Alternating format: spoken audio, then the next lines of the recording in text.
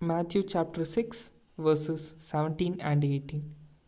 But when you fast, put oil on your head and wash your face, so that your fasting may be seen not by others, but by your Father who is in secret, and your Father who sees in secret will reward you.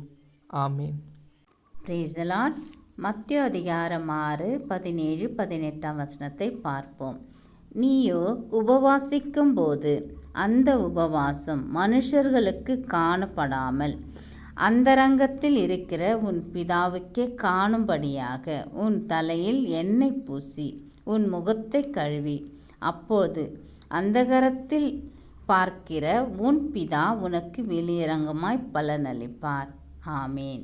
நீங்கள் உபவாசிக்கும் பொழுது உங்கள் உபவாசம் உங்களை சோர்வடைய செய்யக்கூடாது. சோர்ந்து போய் நீங்கள் காணக்கூடாது. மற்றவர்கள் பார்த்து என்ன உபவாசமா என்று கேட்காதபடி நீங்கள் எப்போதும் இருப்பது போல மகிழ்ச்சியோடு சந்தோஷத்தோடு இருக்கணும். நீங்கள் உபவாசம் இருப்பது கர்த்தருக்கு மாத்திரம் தெரிந்தால் போதும். உங்கள் உருக்கத்தோடு ஜெபத்தோடு கர்த்தர் உங்களுக்கு உதவி செய்து நன்மை செய்வார். ஆமீன்.